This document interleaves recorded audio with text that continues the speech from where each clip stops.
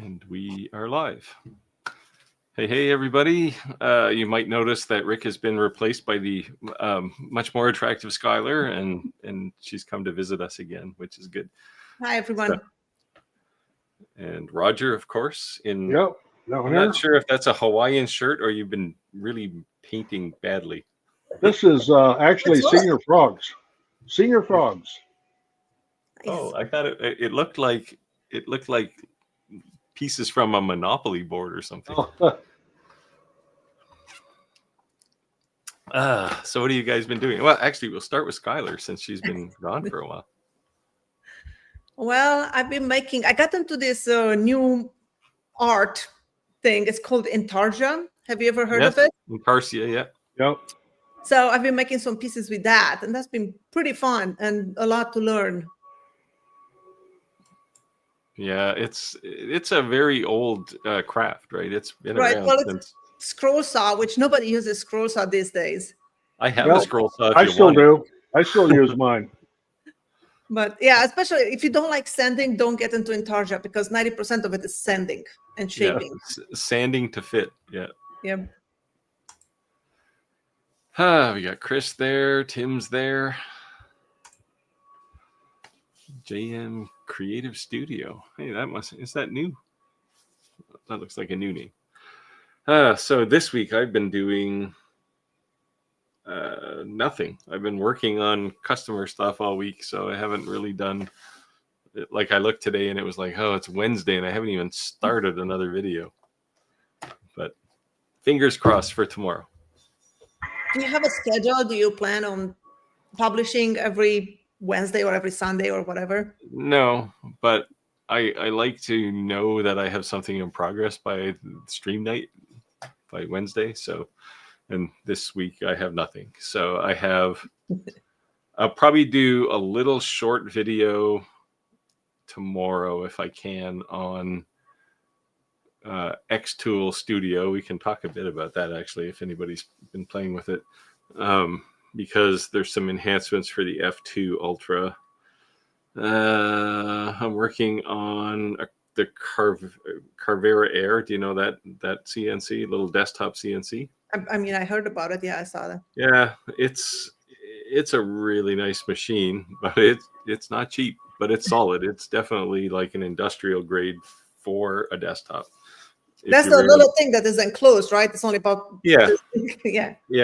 Well, they actually have a bigger one too, the regular Carvera, and it's got a tool changer and everything in it. So and It's bigger. It's got a bigger workspace. But if you were going to buy a 3018 for $100 on Amazon,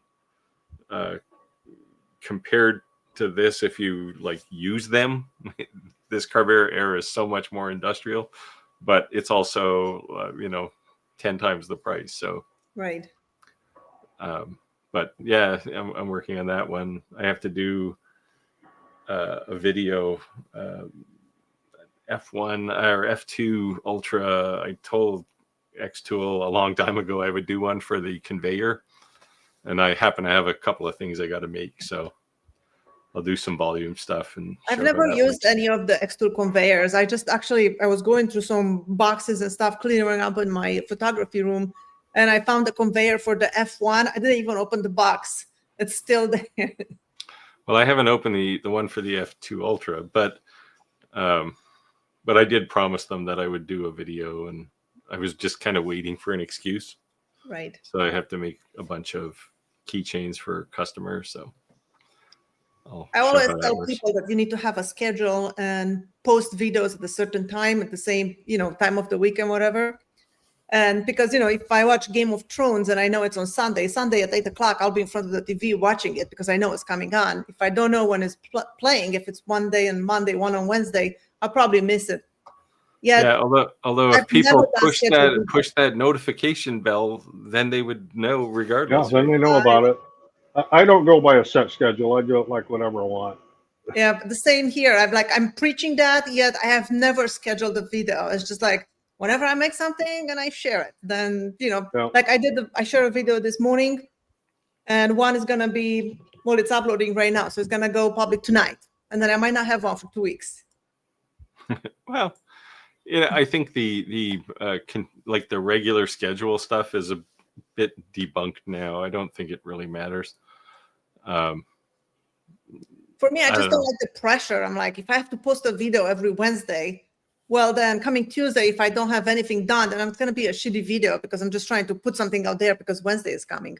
Yeah, well, that's the thing, right? Like if you feel compelled to produce something on a particular day, odds are good it's going to be crap, right? So, like the last one I did, I published on, I don't know, I think Monday morning at 9 o'clock, and I mean it's got 66,000 views. Was that So the one about the lasers you think is going to yeah, disappear? yeah. I watched that one. It was a good one.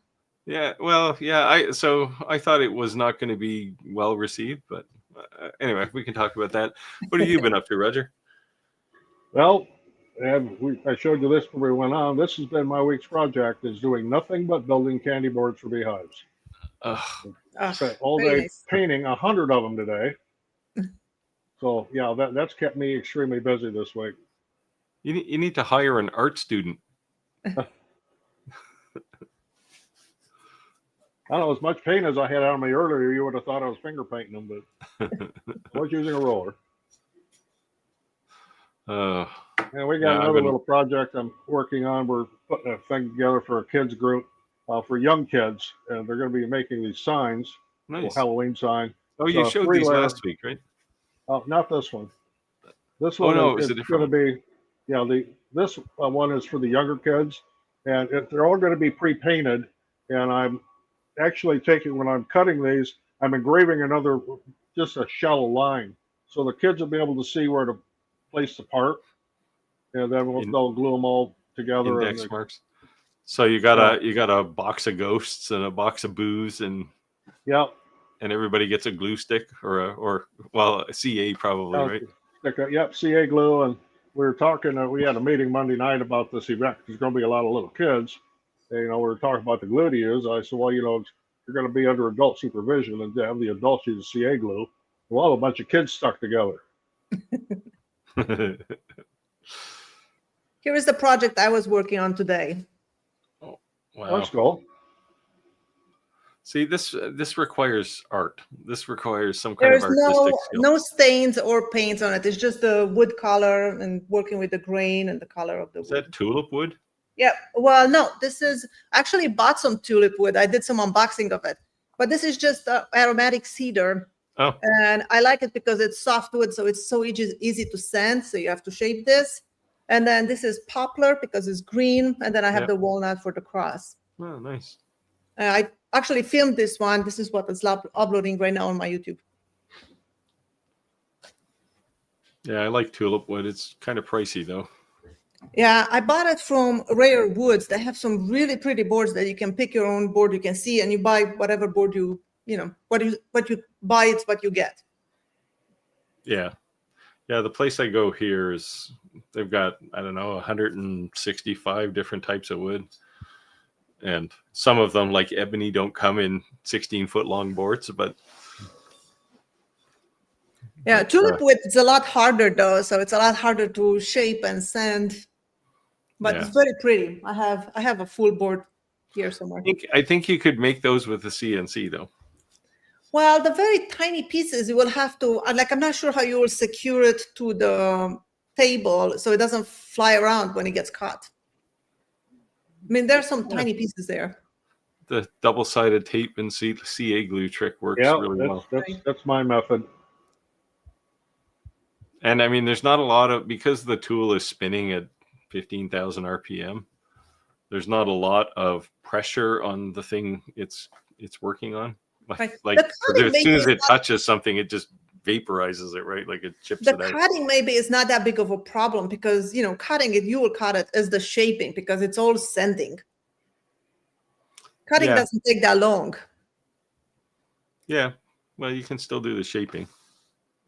If you have that thing as like a 3D file, you can load that into a CNC.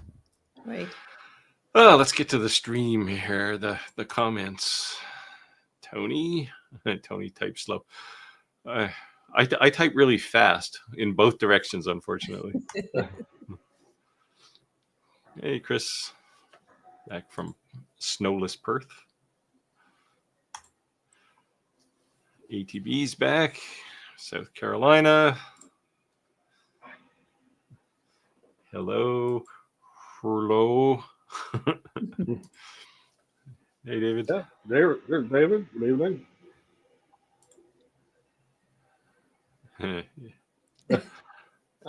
I would say thanks, but I know you're talking about Ricky. Hi, Robin. And of course, Skylar's here. So, yeah, it was good to get you back as a special guest, at least. Yeah, I missed it. It was just come back. Well, I know, but my youngest daughter, she has like competitive cheer, and she's in 2 competitive teams. So she has 4 times a week practices and competitions in the weekend, and we have to travel to Boston and New Hampshire, and it's just kind of crazy. And her cheer, of course, it happens on Wednesdays from 5 to 7. How old is she? She's 12. Oh, so you can't just throw her the car keys? No, not yet. Well, you could, but... Well, I just have to wait for a few months for my oldest to drive her. Oh, there you go. Yeah, I'm not sure that's a good idea either. No. Madra has another live at 7. What?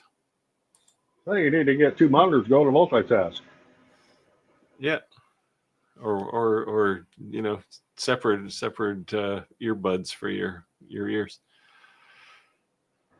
And Andrew is welcoming you back, Skylar. Well, thank you. So feel free to ask questions, and we got Skylar here, so we can do actual, real, crafty woodworking questions too, which we can't normally do.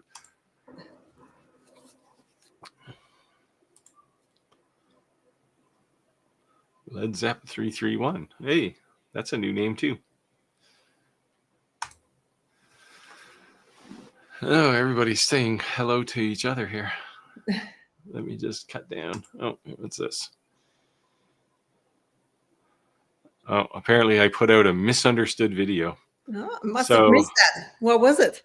Well, I guess it was the diode laser one. So in fairness, some people said, well, diode lasers aren't going to die. And I didn't say they were. In fact, I said they're going to continue. They're just going to be really boring, right? Because there's not going to be a whole lot of new stuff. It's not much. It's kind of like iPhones, right? You can't add too much to them. It's already as great as it's going to be. Yeah. And I mean, the thing with diode lasers is they tend to be used by first-time buyers. And sometimes your second laser, but those people, anyone who wanted a laser already has one, right? So this is now a replacement market, and you're just not going to sell as many lasers in that market. I think diode lasers are still great. It's just the problem from my point of view is that people that buys them, they just watch YouTube and they watch me and you, and they see that we do coasters, keychains, leatherette patches. So they have this idea, that's what you do with the laser. They buy an expensive laser, it's $4,000, and they do coasters, leatherette patches, and keychains. They go to a craft show and sell nothing because 15 other people sell the same thing. So it's like, they don't know what to make with it to actually make money.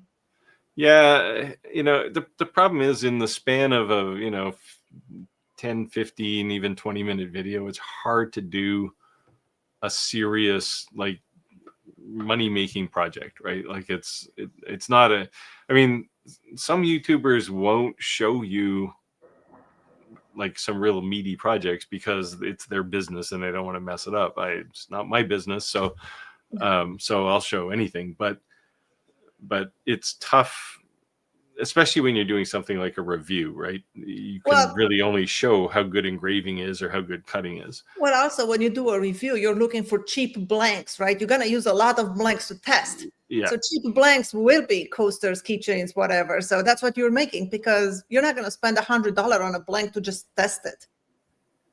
Yeah. So, but yeah, in fairness, your point is taken. We do tend not to talk too much about advanced projects, but I did the clock not that long ago, and that was a pretty advanced project. It's actually easy to cut out. It's just a pain to get it put together and get it working, right? I watched your video and I was so intrigued. I immediately went to that website and purchased the plans, yet I never done it. Yeah, well, I watched that one too, and then after watching it, I thought, oh, hell no. You see me, I was like, oh yeah, I'm going to do that. It's going to be awesome. So getting everything balanced in that thing is tedious. And as a result, I'm actually going to redesign that clock with an electric motor and get rid of the pendulum and the spring and all that kind of stuff. It's on my list. One of these days, hey, I'm going to have some time. Winter's coming. What else we got here? Sydney, Australia. Oh, we got a lot of Australian people. We need to do an Australian roadshow. We can go surfing and talk about lasers.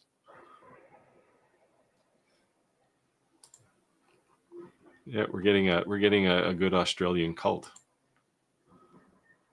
There's usually a who else is from Australia? There's somebody else too.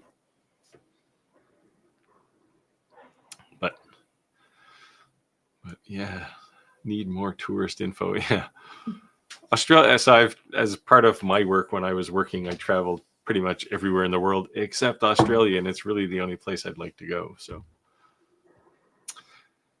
Kevin resurrected my X-Tool D1 10 watt. Wow, that's an oldie. Yeah, I sold my 10 watt one to make some door hangers. It's painfully slow. Yeah, you don't really appreciate how much lasers have advanced in the last 4 or 5 years. It's like, I mean, I still have an Ofero 2, a 5 watt laser sitting in my storage, and I'm going to pull it out one of these days just to remind myself. Well, he was kind of looking for a recommendation there. I did mention the S1. I have an S140 watt. I love it. I mean, it's great. Yeah, the S1's good. Skylar, you just looked at the Acmer P2, right? 48 watt? The Acmer P3, yes. I actually love it. I decided to keep it for myself. The X-Tool S1, it's a great machine. I had it in my shop for almost 2 years. And I ran it like 5 to 8 hours every day, and I had no problems with it until I sold it. Yeah, I had the P3 48 watt in my shop for over a year, and somebody wanted it. So a viewer lives, I don't know, 25-30 minutes from me, and he loves the thing, and he's posting all the time on stuff he's making, and it's cool. I think if I can recommend to anybody, I would say never buy any machine that is less than 40 watts, even though, unless you're only looking to do engraving. If you just do engraving, then you can get away with 5 watts, 10 watts. But other than that, you should never go lower than 40 watts, because that just means even if you don't use the full power, it's just going to be so much faster. Yeah. Yeah, the speed is what you gain there, right? Like, you can still turn the thing up to 100%, but you can go at 5 times the speed you would normally go. That's what I do. All diode lasers, 100% all the time. I just change the speed. Now, like these Halloween things I'm cutting out, that's 1/8" plywood. I'm running 1,000 millimeters per minute, 100% power, but that's on a 40 watt laser. Right. Yeah. I see, I don't know if Clack's on, but I see he's still playing with his 120 watt lasers there. I'm on the fence with those. Yeah, I actually turned down that one. I was like, yeah, I did too. I'm bouncing 120 watts open frame into my room. It's going to kill me within a half an hour. Well, it's just the size of the thing too, right? It's too big to put. Well, he did the review. He had it outside because he couldn't fit it in the shop. Yeah, there you go. You have to run it in the back of a pickup truck. Redo went up to one of the tourist information kiosks and said, "Oh, they're talking about Australia still, I think." Oh, this is about your flower cross. Well, thank you. Yeah, you've been posting some cool stuff to the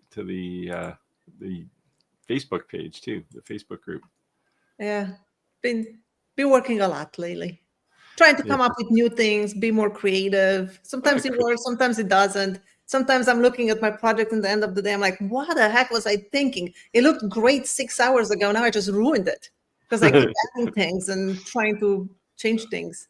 Well, you can't be too hard on yourself though either.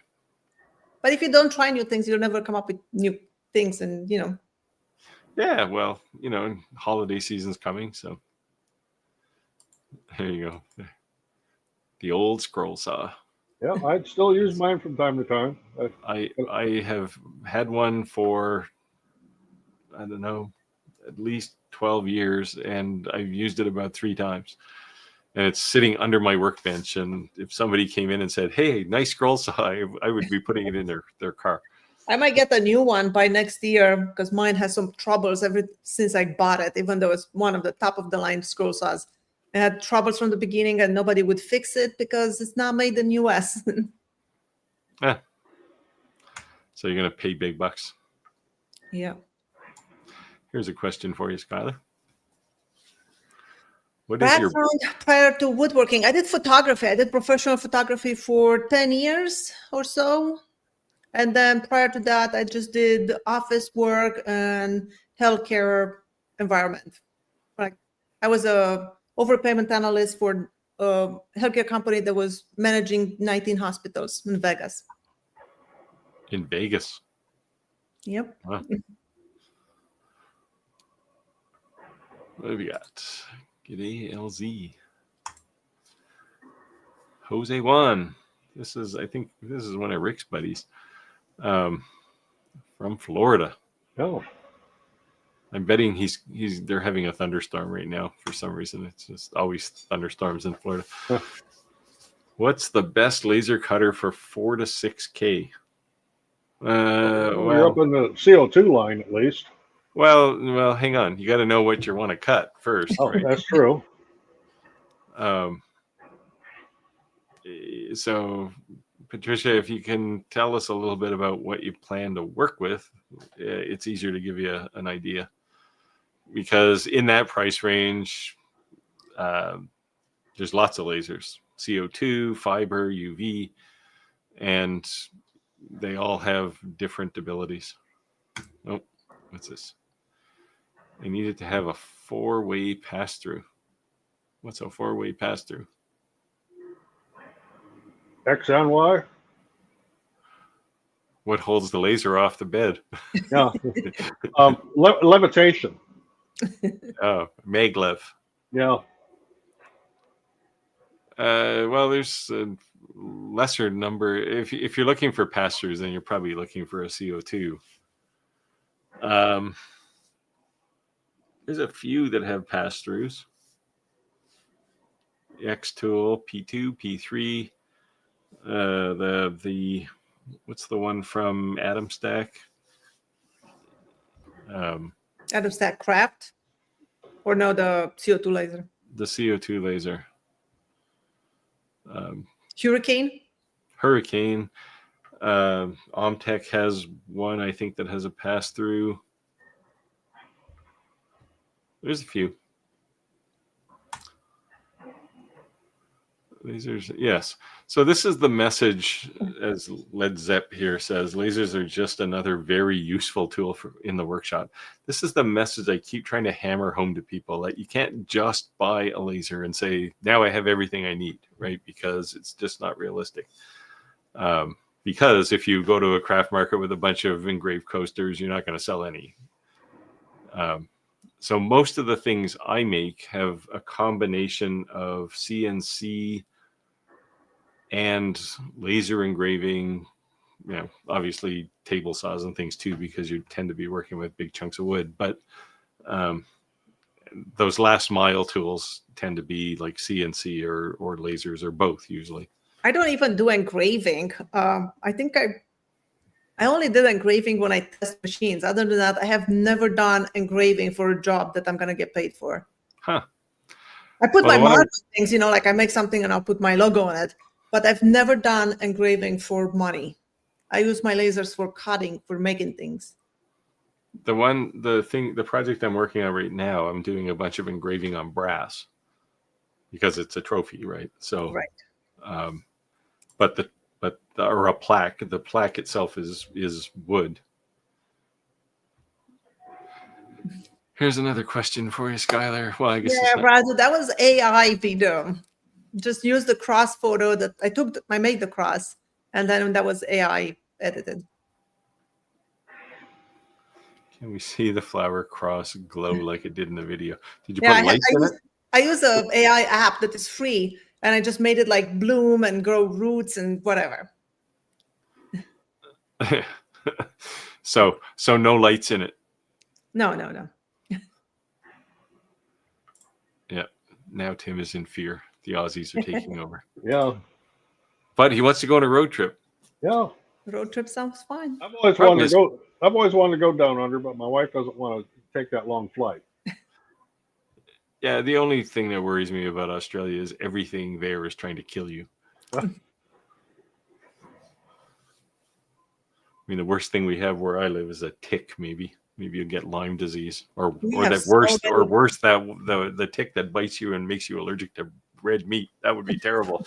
Oh, we have so many ticks in Maine; it's not even funny. Yeah, we have a few here. We've pulled a couple off the dogs. Yeah, we have behind my house. It's a huge park, like many miles of park. So I have no neighbors around, and it's great in the winter because I don't have to go on the road. I just take my dogs and walk on trails for you can walk for hours. But in the summer, we never go in the park because the moment you enter, the dog has 10 ticks on it. Wow. Yeah, they didn't seem too bad this year, but check out okay. So Alan Jones here is recommending to Kevin to check out the polar light. CO2 opens up a few more materials. Yeah, so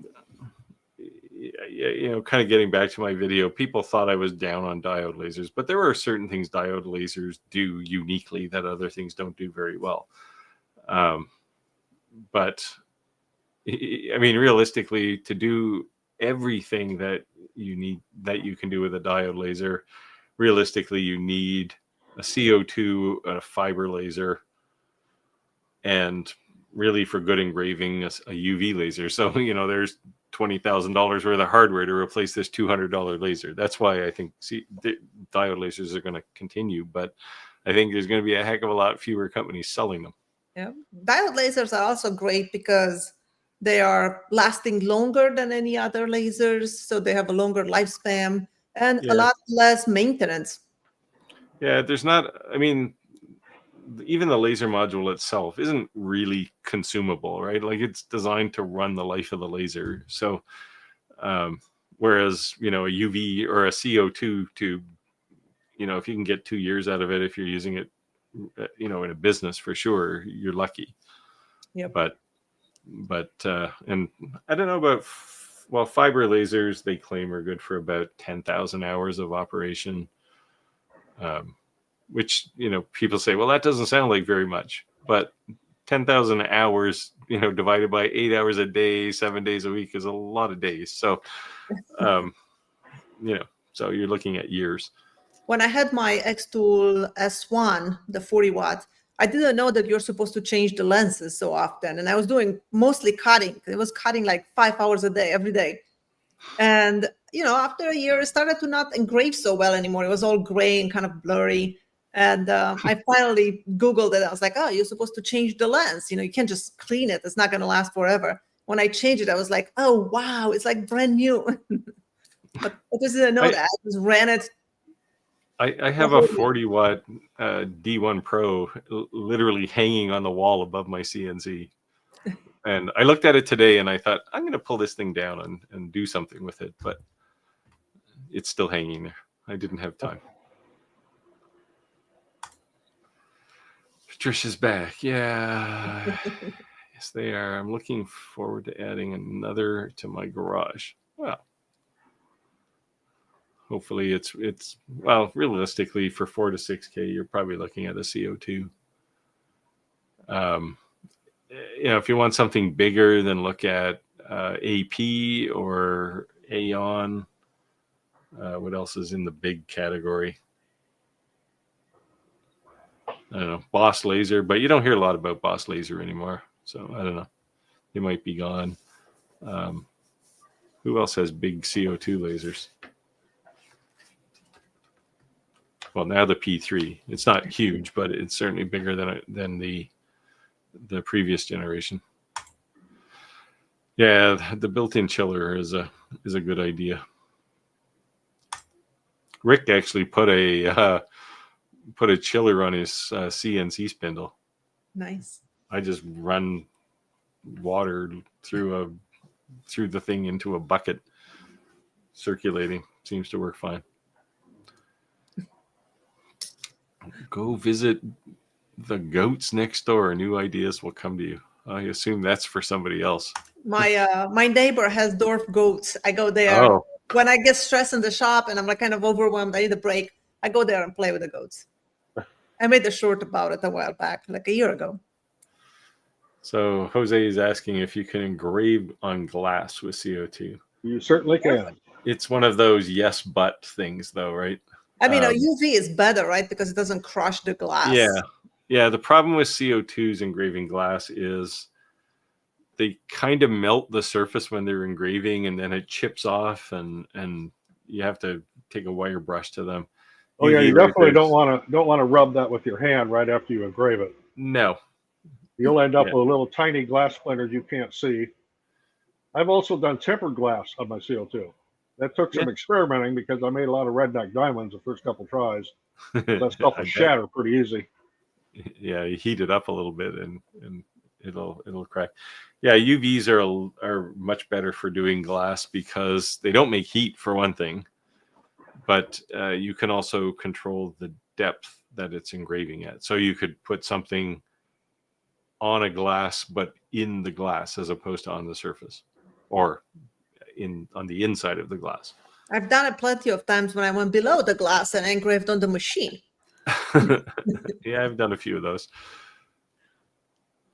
But yeah, you can figure it out. This is one of the places where the Omni X, I think, is a little more precise. As part of being able to engrave inside glass, they made focusing on glass quite a bit easier to do. Yeah, this is a good. This really should be on a T-shirt. 5 failures are canceled by 1 success.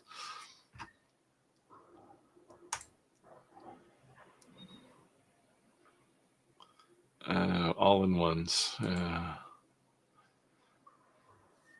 Patricia, Led Zepp, do you know where they're doing this live? Oh, look, he's recruiting for another channel. Well, get your help wherever you can. I did have somebody trying to convince me that from the diode laser video, that diode lasers were just going to become part of 3D printers. And I'm not so sure. I mean, Bamboo has one, but I still think it's going to be awfully dirty inside a 3D printer when you start cutting. I would never do that. Yeah. Yeah, as we say, when a tool does more than one thing, it's usually not good at either of them. Yeah, I usually try to stay away from those. Florida. God's waiting. Got nice beaches in Florida, but it's too hot. Cut acrylic, MDF, and plywood. You're definitely going to have to go CO2 there. Yeah, that's CO2. I think the X Tools ones are great for that. Did you notice that X Tool came out with X Tool Studio now? They've replaced XCS. No, I have not opened it. No. Wow. I haven't seen that either. I've been running it, and they've cleaned up some of the usability, especially around like if you have multiple X Tool lasers, switching from one laser to another got better. And there is this improvement they made for the F2 Ultra, which I'll do a short on, hopefully tomorrow if I don't get tied up with something else.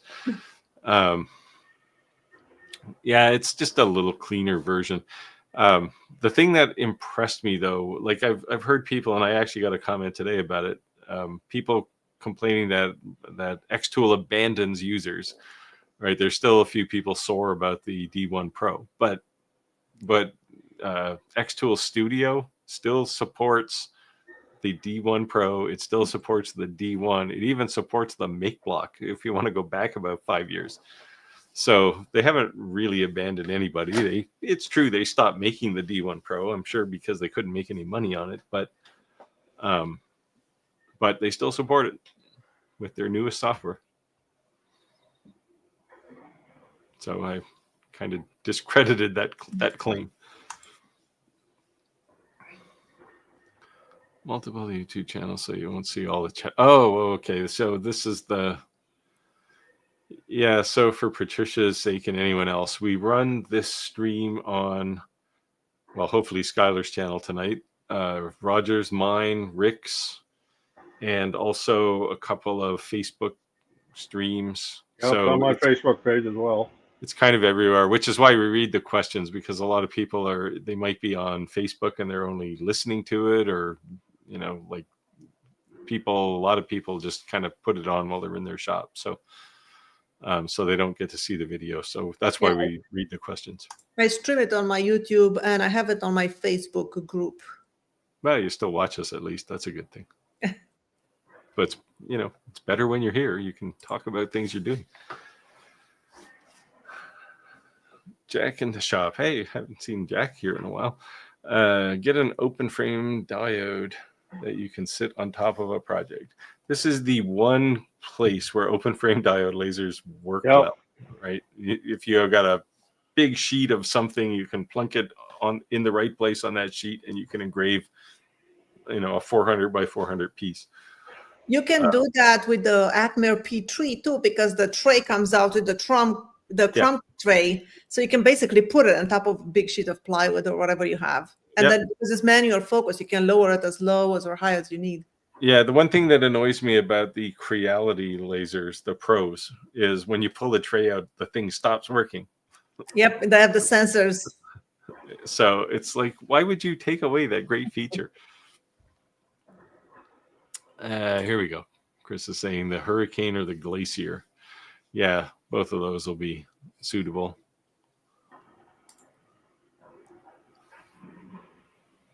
Patricia says, I'm trying to create props for my corporate event planning business. Well. I mentioned you missed it last week, Skylar. I mentioned I had somebody reached out to me they wanted to engrave little signs. They make scale model trains, and they wanted to put these little signs on. So he wanted me to do a test to see if I could engrave the sign. Well, the sign was 7 millimeters tall, and the text on it was like 0.5 millimeter, 0.4 millimeters. You did it with the UV, right? Yes. Yeah. That's what he wanted to see, because he was trying to use a fiber laser, which is kind of like using a hammer. Right. Now the UV is at such a small spot. It's like incredible. Like that's the only time I engraved on a toothpick, and I can actually read the text. Everything else I did on a toothpick, it looks like a line. Yeah. It's just so tiny. But I did it. It looked all right, actually. So I think he's going to end up buying an Omni X. Now this statement of buy once, cry once, that pretty much holds true. I haven't heard that before, but I felt it a few times. Does this hold true? Yeah. In retrospect, yes. I like my spiders smaller than my... See, this is my sentiment, what Jack says here about spiders in Australia. I like my spiders smaller than my VW.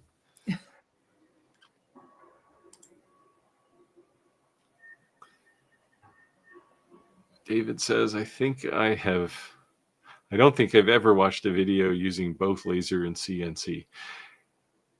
Yeah, so this is the kind of thing I think is required, right? Is, getting into these sort of multi-part or multi-tool projects, because it happens more often than you think. Although Skylar doesn't do engraving, but can't believe you didn't use the UV. Nope. I kept it because I loved it so much. I'm like, I'm gonna keep this in the shop. It's gonna be awesome.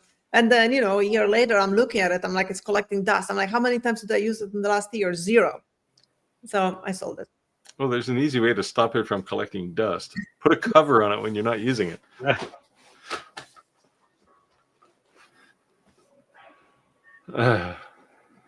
Oh, so you only want to see babies in the nest. We're referring to these spiders here again. The spiders, yeah. It's like, oh, so you only want to see the babies in the nest. Yikes.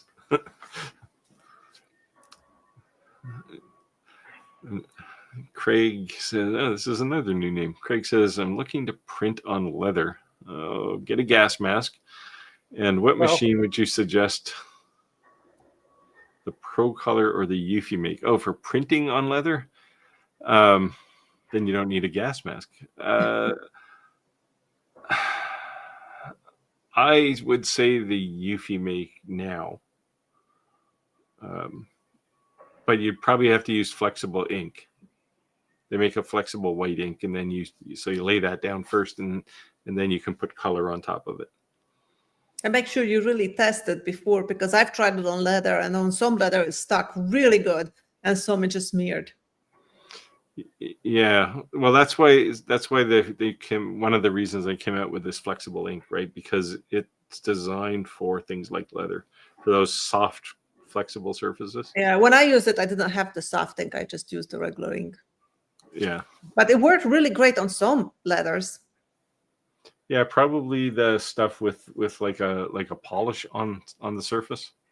Maybe it probably was okay. But when I took unfinished leather, like just basically tanned and that was it, it did bleed. Yep, that's how mine looked smeared. But that was the regular white ink. Yep, same here. The flexible ink is better.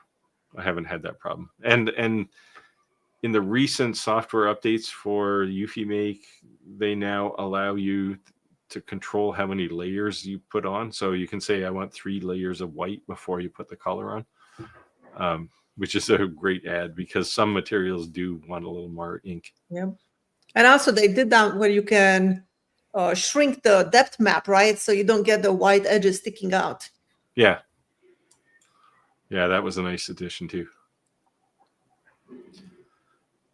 Did you did? Oh yeah, you got your printer, but you didn't get ink yet. Yeah, I don't have the ink yet. It's coming. So one of the things I noticed with the production E1 is it's a little noisier than the original, especially the little gizmo that stirs the white ink in the cartridge. You can kind of hear it rattling. The original one, it was just silent. Now, maybe because it wasn't stirring, I don't know, but it never clogged up white ink or anything. Is anyone putting out Eufy Make UV products though machines? Sorry, there's some typos here.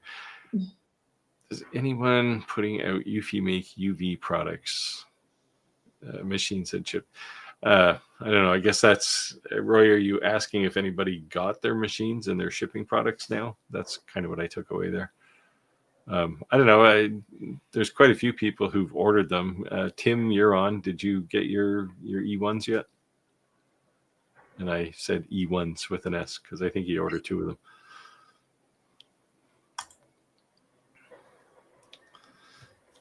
Oh, Jim's got an update on his stolen from coaster thing. This is something that I do B2B, very successful with it. 28 stops, mostly higher end restaurants and bars. Different owners own a total of 48 places. At least 3 of them with strong interest, only 2 or 3 had no interest. Time will tell. Yeah, that you just got to beat the streets. You got to find the market. Boy, once you get it, and they're happy with them, you got a good market. Yeah, if I was going to sell volume products, I'd be hiring Jim. He's like a born salesman. He sent me his catalog, which I quite like. Aaron, you want to read this one? I have to step away for just a minute. Then I'll read it. Aaron says, I have a mom port CO2. I'm having trouble getting my air assist to work. Ruida controller doesn't have negative trigger when engaging on wind or status pins. Oh, does anyone have suggestions? Saying the Ruida controller is not working? There is an invert somewhere in the settings. You can invert all those signals, so maybe it's just inverted. And if you need a high signal and it's high all the time except for when you need it, it might be that.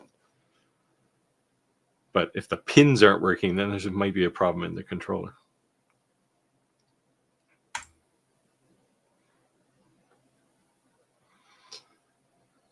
Yeah, Chris sums it up here. Yep. CO2 lasers marked by creating microfractures in the glass. Yeah, so it weakens the glass. I was engraving I think a wine bottle with a CO2 laser. It was empty, fortunately, because I was just goofing around. But yeah, I turned it into a bunch of dust in the bottom of my laser. I thought about using the CO2 laser for stained glass to actually cut the shapes, the pattern, like if you kind of etch it and then you break it. Yeah. I've not tried it yet, but I started doing a little bit of stained glass, so I thought maybe I'll try it. CO2? Yeah, you should be able to etch it enough to create that flaw to be able to crack it.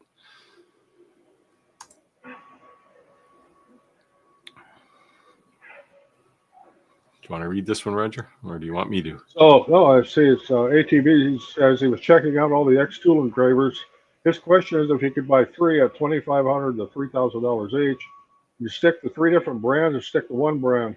Well, if you have 3 of the same thing, then parts becomes a lot simpler. Yeah. Yeah, I'd buy 3 of the same thing. For one thing, unless you're trying to do different materials, and then you need a fiber one, a UV one, and a CO2 one. Oh, yeah, true. Yeah. Yeah. I mean, if you're doing volume and you just want three lasers that do the same thing, then get the same laser. But if you want to do cutting acrylic and doing maybe wood engraving and I don't know, engraving on glass, then you're talking 3 different lasers. And you might get 3 of them for $3,000 each.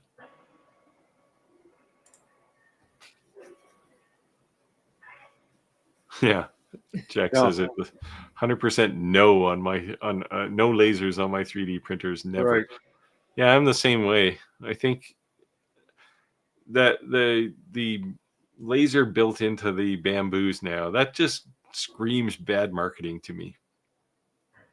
For a couple of reasons. One is that it's dirty, but it's the multi-tool problem, right? If you're using it as a laser, then you can't use it as a 3D printer, and most print jobs take hours. So if you're trying to print something and now all of a sudden you need a laser, well, that thing's not going to be free for 2 more hours, right? So longer. Yeah. So I don't know. I would just buy 2 separate things. For one thing, I don't like when you put that laser upgrade in the bamboo, it's almost the price of a separate laser anyway, because it's not cheap, right? Oh, I was going to ask you though, Roger, about, since we're talking about bamboos, I'm looking to buy one, and I was looking at the H2S and the H2D. Do you have any sort of background on those? Not on the H series. I do on the X1s and the Ps. I have those. I'm leaning towards the H2D. It's quite a bit more money, but it can do, if you're printing 2 colors, there's no like. Less printer poop. Yeah, it switches instantly, right? So I don't perceive doing, like, I've seen crazy things. Like if you look at, I don't know, 3D printer nerd, Joel does some crazy color stuff, right? And it's like, I'm never going to do that. So like they talk about putting 4 AMSs on one head and 4 of the HT things, the singles on the other, and it's like, who needs all those? Right? I can just imagine trying to keep all them rolls of filament dry too. Well, think about the space it takes too. Yeah. Like you can put one AMS on top of the printer, but after that you're kind of floating. Anyway, I'm kind of thinking about the H2D. Yeah, with Jack in the shop. Yep. One tool, one job to do. That's kind of my attitude too. Multi-use tools, I'm just not a fan. This is like the same mantra used in German cars, right? One function, one button. Yeah. I used to drive. Well, I had a long history of German cars, and there was just so many buttons in them. And when I had them, I thought, this is like the coolest thing ever. I got a button for everything. But now I drive my EV, and it's got like no buttons. It's just got an iPad in the center, and that's it. Oh, yeah. Convert your CNC to a plasma. I'd like a plasma machine. People have done that.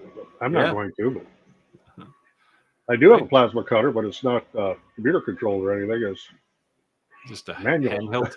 Handheld, yep. Well, you're already halfway there. You just need an XY carriage, so yeah.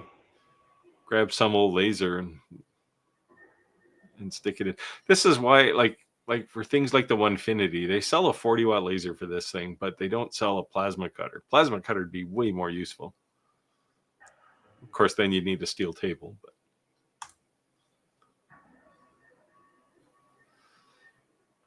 what have we got?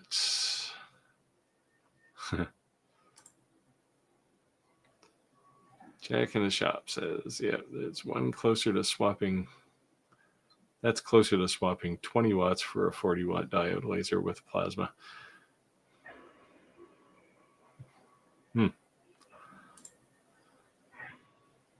So is the saw stop overrated or underrated? I absolutely love mine. We all have them. I love mine. Yeah, I have grown to love mine in a very short period of time. It was not cheap, but no, they are not cheap. But I would do it again in a heartbeat. If it crooks and it dies on me, next day I'm purchasing one. I'm not even have to think about it. Yeah, I don't know. I mean, my goal in life has been to when I reach the end of my life to still have 10 fingers. So, I think the saw stop will help me with that. And especially for us as creators, I try to pay attention as much as I can. I'm always present. I don't play music. I'm present.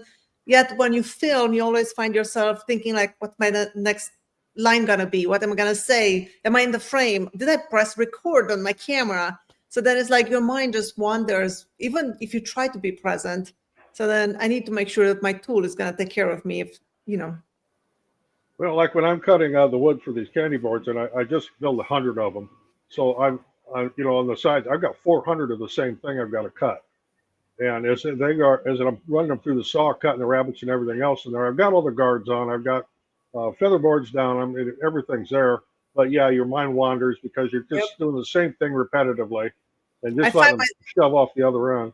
I find myself so many times just having to stop and go send something or sweep the shop because I'm like, my mind is wandering. I'm not focusing. It's dangerous.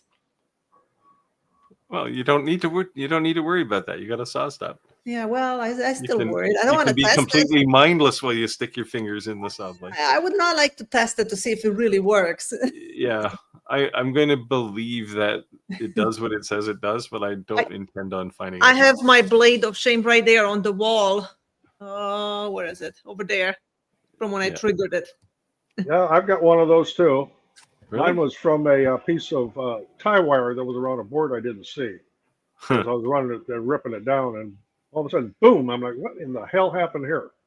Mine was just from an engraved piece. It was too much charring, and I was trying to trim the edge because it was getting black marks all over my fingers. I was making a template from MDF, and MDF really charred up. I was using the X2 S1, and then I was like, oh, just trim the edges so I have a clean edge. And when I ran it through, it just popped. I didn't touch it with my fingers, was just the material. I guess you'd still know if you touched it with a finger. But carbon is a conductor, and anything that conducts will make that trip. That's how the whole thing works. I'm sure all the glue in MDF probably turns into a conductor too.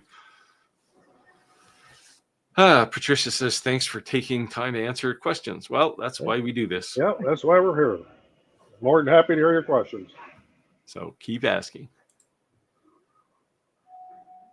Maybe Patricia needs a giant 120 watt Acmer that Clack has, 4x4 or 4x8. I don't know. I'm still trying to think who actually needs one of those. I have absolutely no place to put something like that. I don't know. Is anybody who's watching? Do you actually have a need for something this big? I think the only time you will have a need for it if you make giant signs that are just engraved, and then you have a room that is. I'm imagining this room designated to your laser. Your laser is there by itself, nothing else in the room, and then you have the remote. I think the Acmer has a remote, so you can start the laser from the other room, so you don't get any kind of laser beam, attacking you. Yeah, or you could just use a CNC. Or that. and CNCs hardly ever burn your shop down. So, I converted my longer array 5 with the X and Y expansion kit, so I can go 800 millimeter square, and I have never had to do anything bigger than that. And that was just I did that because I had to make some custom signs by engraving on powder coated aluminum. But otherwise, I've never had it. In fact, it just sits against the wall now because it's so big, unless I absolutely need it. Doesn't take up much room though. It's just a big skeleton. Yeah, just a flat panel on the wall, 4 foot by 4 foot panel on the wall. Yeah, I've only ever had to do nothing with lasers, because like even my CO2 is 3 foot by 2 foot bed, so that covers most of my CO2 work. The CNC, I've only ever done one project that was bigger than my CNC. The biggest project I did was a coffee table with a handheld CNC. I used my Shaper Origin just because it was oval. So I wanted to cut a big oval for my coffee table. I still don't know how those Origin things work. I know, they're like magic. I have it right here. It was just the programming. It's really, really easy. It's just kind of like a laser, but then you hold it and it self-corrects itself. So you can move it a 1/4 inch, almost like 1/8 of an inch, left, right, and it will retract the bit and it will not cut. And then it just continues and keeps the path. It's crazy the way it works, but it does work. What's with all the dominoes though? That's where it like knows where it is. So I have the workstation there, which is like a bed that is made by Shaper. So it has the dominoes in front. So every time you put the machine onto that, it knows exactly where it is within that space because it reads the dominoes. But then they have the domino tape. So if I need to make a coffee table and I want an oval that is 4 foot long, I can put a board on my work surface and put those dominoes. And then I do a scan. So the CNC reads all the dominoes and knows exactly what it is. And then I can drop the design and it will just cut over the dominoes and it just cuts my shape. And that's where it knows where it is with the dominoes. And just by rolls of tape. I mean, it's ingenious, but if you need to do an inlay to replace a crack into your floor, into your living room, you go and put some tape on the floor, do a scan with the CNC, knows exactly what it is, and it takes a picture so you can put your inlay exactly over the crack and then cut the hole and put your inlay in there. But when you're cutting, who's driving, you or the machine? You are moving the machine, but it's on the screen. It has this path with like dotted green lines and a blue line. So you're just following within that path. Oh. And it works really great. I've used it before for covering a nut into a board. I had this beautiful, beautiful walnut board and it had a lot of figure, but it had this nut. So I just kind of carved out the nut off and then I cut another piece. And because I could see the grain exactly into the CNC machine after I scanned it, I was able to cut a piece that kind of just matched seamlessly in there. And you cannot tell that I've matched it and replaced it. I guess it would be good for things that are much bigger than a CNC can handle. Yes, you can use it for any size. I use most of the stuff on the workstation because it's small. So I do small things. But now they came out with this autopilot. So it's like it bolts into your table. So then it works just like a CNC by itself. But the workspace, it's small. It's like 15 inches by 15 inches or something. I don't know what it is. Jack in the Shop says this is back to using multiple tools for things. He does videos carving a Bible from cherry and engraving it with a laser. Yeah, see, that's the kind of thing. This is the kind of thing you're going to take to a market. You're not going to see anyone else selling these, so you're going to have an opportunity, right? Because you've gone one step further in complexity.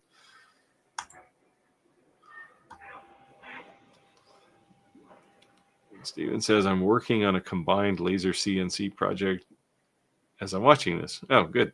Yeah. Sleepless in Warsaw. Well, it's like 3 a.m. there, isn't it? 2:33. Wow. Probably looking up to make sure there aren't any drones flying over. Yeah, you heard about that. Crazy. The world is a crazy place. Patricia says, what's the best affordable UV engraver that covers a large parameter, a large workspace, I guess? Also, is there a good large format UV printer cutter that you guys would recommend? Printer and cutter? Well, Skylar?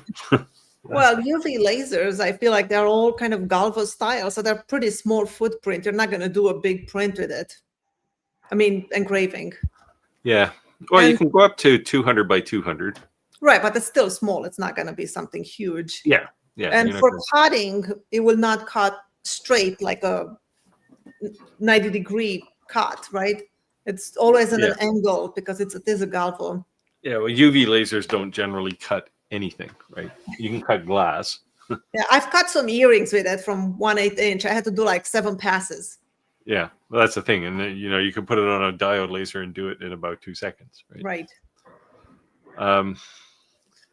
UV printers, well, the Eufy Make E1 is a printer, but it's not a cutter per se.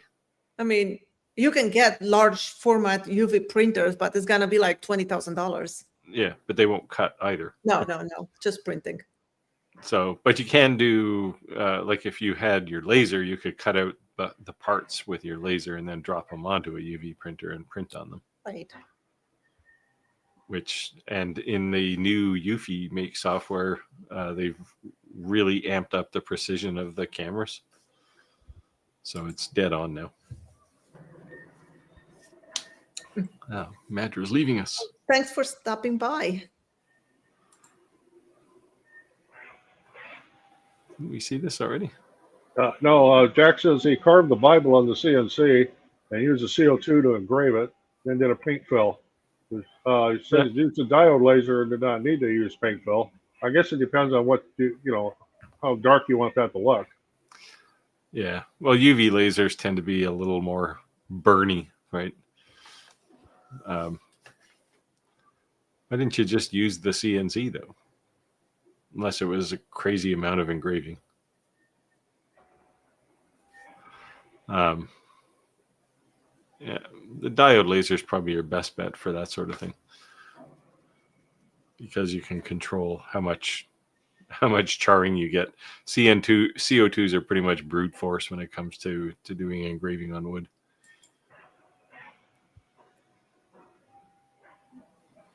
There's the question for you, Skylar. Maybe hide, maybe processed leather. I have no idea what I bought. I bought like a whole bunch of samples from Amazon. There were like packs of 20, like real leather, leatherettes. I got all kinds of things and tested them. And some of them they were like this trays that have the snaps. So you have like a little leather tray. And for some things worked great, for some didn't. And I have no idea what kind of leather they were. Yeah, Yeah, well, then you should watch if you're trying to laser cut it, right? Because there's some tanning processes use chromium, and that's not really good. Well, no, I wasn't cutting it. I was printing it with the UV printer. Oh, okay. Only on smearing. No, I never cut leather because I hate the smell. Yeah, I engraved with the UV printer a couple of times, and I mean, for that one, it didn't smell bad, but I don't do engraving. So. Yeah, you couldn't smell the ink or the leather over the ink. So I still do some key fobs with leather, but I do it on one of my enclosed lasers that's rented outside, so I don't have to smell it.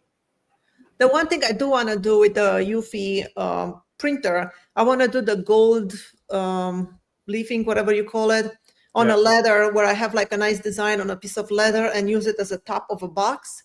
So I would like to do that. Yeah, I've done a bit of that. I was going to do a video on flexible white ink and then foil. And then they said, don't bother, we're going to send release printers. And so I still have it. One of these days I'll get to it. I do use a lot of the laser foils. So those work really good for me. Yeah, I've never tried those. Those are really awesome. And you get them in silver, gold, red, green, and blue, I think. Those are all the colors. But they work so well. And it takes the trick is to find the parameters where you just cut the foil, but not the wood or the leather or whatever you're doing in. And then you just kind of weave it through. And you have some beautiful gold. Where do you get this stuff? Is it like an Amazon thing or? I got some of it, the gold, silver, green, and red. I think you get it on Amazon. The blue, I had to get it from some weird laser supply that was like $100 or something for a roll. But I'll show you what it looks like. Hold on. Tim doesn't have his E1 yet. Mid-October. Wow. That's a killer.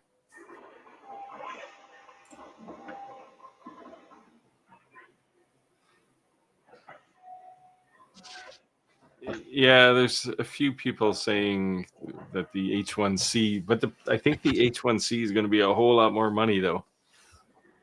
It's like the Prusa one with all the weird automatic switching over on the side. The switch. They switch hot ends, right? They only switch the hot end. Yep.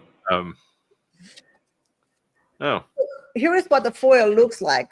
And you peel off the backing, the paper, and then you stick it into your wood and you run your laser to like 1% or 2% or something very light, just to cut the foil. And then you weave off the part you don't want. But you have to do it right away, because if you don't do it and that foil, it sits on your wood for 24 hours, you will never get it out. I've done that before and it's just not coming out. So So the laser's just heating it to melt the glue or something and to stick it on? Well, no, the laser, Or do you actually have to cut it? The laser, it just cuts it. So you just do a line. You don't do the engraving. The thing just has glue on it. It's already sticking to it. It's like some sort of permanent glue that if you leave it more than, a few minutes, an hour, then you can never get it off. I tried to scrape it off of wood and I couldn't get it off. Sander will get it off. Yes. From Sander. Yeah, I don't know about the H2C. I just think it's going to be a pile of money. I don't actually use color. Like at most, I'll use 2 colors. So that's why I was thinking of the H2D. I, for the most part, I do very few multicolored prints.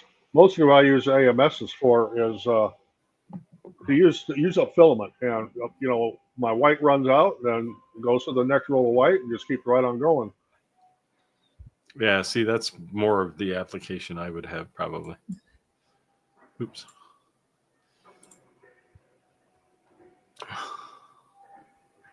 Yeah. I've been kind of poking around, looking at things, and the H2C is definitely coming. They say Q4, but I think it's just going to be a lot of money for something I'll probably never use.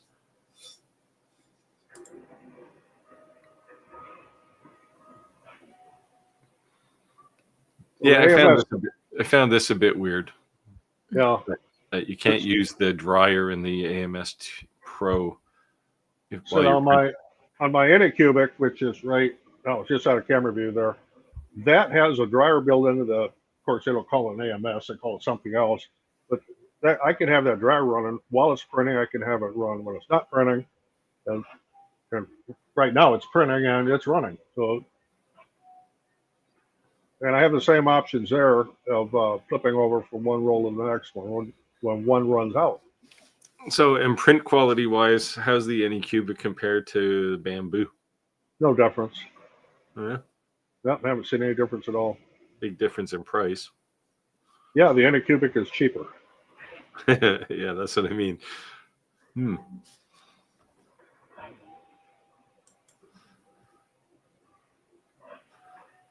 Ordinary woodworker wants a saw stop but can't afford it right now.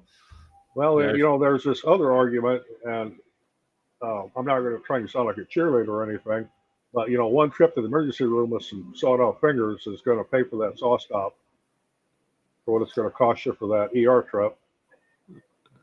Yeah, well, here it wouldn't cost you anything, but you'd feel pretty stupid with a handful of fingers. Yeah. Yeah, that's that was my rationale too.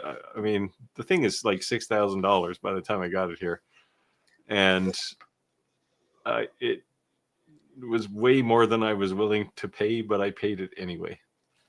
I remember when I got my first table saw, it was just a contractor dual saw.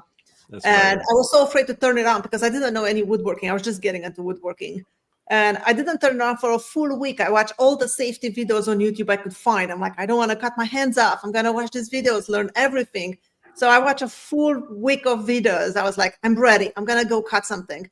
And I made a few cuts. I was like, oh, this is so easy. This is nice. And then 2 days later, I was cross-cutting a piece with my miter gauge with the fence on, even though I watched videos that tell you not to do that. Yeah. And I had a piece fly right by close to my head. It went onto the wall. It was so scary. I was like, that's it. I'm not going to use the sauna for 2 weeks. I'm going to watch all the videos again. Well, they did tell you not to do it. I know, but I was just like, you forget. I mean, I didn't know. Yeah. You don't know what you don't know. And some things you remember, some you don't. The one thing I noticed about the saw stop versus my contractor's saw is my contractor saw used to throw things back all the time. Anything that was on the left side of the blade, the cutoff piece, basically, that thing was coming back at you. The saw stop doesn't seem to do that. And there's been a lot of times when I would do something that should have thrown it off, but it won't. Yeah, I think it's because it has less deflection on the blade. Maybe. Yeah, I guess. I've also developed a habit years ago, whenever I'm running the table saws, I stand to the left of the blade path. Yeah, I always stay on the left, like way on the left. Yeah, I stay, well, just don't stand behind it. Left or right, just don't stand right behind it. Hey, Venturi, Steve's here. Oh, good evening. He's testing an Omni X2. So is Clack, actually.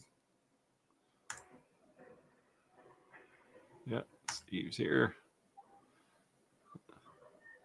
Yeah. He gets a V behind his name.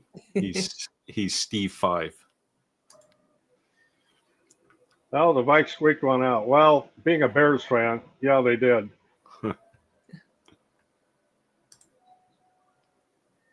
Are you guys doing any kind of craft shows for the holidays? I don't do craft shows anymore. No. If somebody comes to me and says I want something special, I'll make it, but I'm not going to make 100 of anything other than I have to do a bunch of keychains for a business side. I did go to a craft show 2 weeks ago, and I actually interviewed some of the vendors there. I haven't put the video together yet because I'm still trying to figure out how to mask out the background noise because there's music in the back, but I'll get copyright hit with it if I put it up like it is. But I talked to the people that are actual makers and not people that are just buying stuff from China and reselling it. So I was selective about which booths I went to, and the actual makers are just more than happy to talk to you. And they were doing pretty good. And I didn't see any two places with the same thing. Everything was different. Nice. I have not done any this year. I did last year. I did one pretty much almost every week. And I swear to myself I will never do one again. But I do have one that I have to do in November, which is for my kids' school. So getting ready for that. I try not to do that sort of thing because it would almost be like a job then. I'm supposed to be retired, so. This time I want to approach it completely different. I have like, right now in my store, I have 190 items, and I'm going to bring nothing that I have in the store. I come up with a new idea what I'm going to go to the craft show with, and I'm only going to bring like 6 items that I have to make, but a lot of them. Focus. Yeah, that's a good thing. Oh, Stevie Z is saying he was in a shop yesterday, and the lady that owned it had a Red Sail brand laser. I'm not familiar with that one. That she uses to cut 4x8 sheets. So I thought Akron was the only one that had one that big. Pretty huge. Well, I know there's companies around that have big ones. There's some big, like industrial lasers that'll cut that big.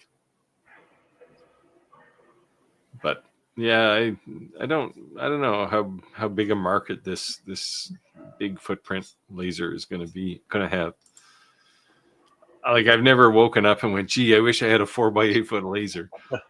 I say 90% of my stuff that I do with the laser, I could use a 12x12 laser. Yeah. I don't need anything bigger than that. Yeah. Well, I mean, I do most things on Galvos now, right? So it's, it's this big. Yeah. 100 by 100 millimeters. The only thing that I do make with the laser that is bigger is my acrylic templates. Yeah. Well, yeah, but then you're looking at a CO2 anyway, right? Right. Patricia says that's what I need. Yeah. So that's what I need. The props are quite large, create false walls, and life-size props in my RV garage or converted into a studio. Well, that's kind of an interesting idea. Wish I had an RV garage I could convert to a studio. I think my workshop, the guy who owned this house before me had his RV parked in it because it's got 12-foot ceilings. No. It's a big, echoey room. I hope to need a 4x4, 120 watt someday. Well, yeah. Needing one and having space for one are two different things. Well, 4x4 is not too bad, but 4x8, that's a lot of space. You better be using it a lot to make it worthwhile. Yeah, the dominoes are basically the print and cut registration marks. Yeah, it's interesting technology. Tyvok, yeah, they have a 4x8. It's been around for a while. Yeah, 6 months. That's how the guy that bought my Omni One has one of those Tyvok. Yeah, like it. He loves it. Is he just like engrave doors for a living or something? No, he's actually in the glass business. So I don't know what he's using it for. He has like a company that he makes glass. So, but I don't know. But those things, so Tyvoks are different, right? They have, you can put a CNC on them. Yes, he did say it has the CNC attachment to it. So if he's engraving glass, he could do that with the CNC. Yeah, I don't know. That's why he bought the Omni One for me to use it on glass. For the small parts, obviously. What's the last tool you bought for your shop and most used? Well, for me, it was a new dust collector. Yeah, and you can't help but use that a lot. Yeah. Skylar? I actually bought a Vivor power carver, like one of those rotary tools. Like I had many rotary tools, and I was going to buy the one that was like, I can't remember the brand of it. That is the most famous one. It was like $800. And one of my subscribers says, no, buy the Vivor. It's like $70 on Amazon. It's the same thing. So I did, and I'm very happy I did. I use it all the time. Yeah, I mean, conceptually, it's a motor, right, with a chuck on the end of it. So unless the motor's not turning, if it's off center or something, but you'd feel that pretty quick. Now, one tool that I've been using a lot is this one over here. It's this little sander. I don't know if you can see it. It's like a drum sander. Oh, it's okay. But it has like this drums. They're actually pneumatic, so you inflate them with a bicycle pump. So they're so easy for rounding over edges and stuff because they're soft and squishy, so you don't get those ridges. So it makes it so nice. I pretty much left it there because I use it all the time now. Yeah. Do you have a dust collector on that thing? I have my big dust collector. I have the hose and then the chute over there, so the dust gets sucked in most of it. There's no way you're going to use that without making a lot of dust. No. I use a respirator too when I use it. I also have one of those full-on helmets with the air blowing. Oh, wow. Well, the last thing I bought was my saw stop. The next thing I'll buy is probably this 3D printer, but because I got a couple of projects to do.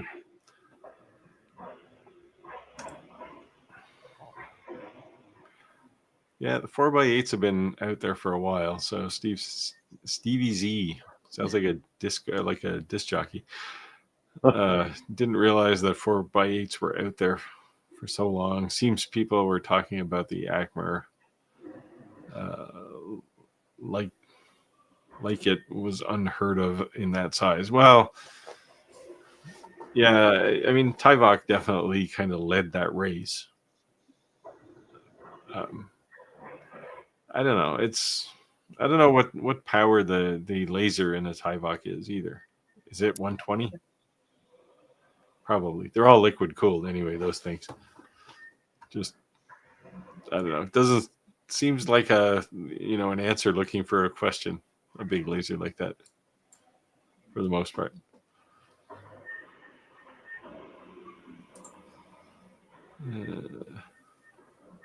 Most of the larger ones are usually RCO2 or. I don't understand why they haven't put like a fiber on a XY carriage like a CNC. Because really all you need is a long fiber cable, right? Just put it on there, and then it doesn't have to be a galvo. It can just cut straight down. But nobody seemed to have done it yet. Of course, now next week there will be a million of those things coming out. You gave them the idea. I didn't realize the Acmer was a diode. Yeah, I mean it's probably 50 diodes. Like it's a lot. 130 watt CNC. Yikes!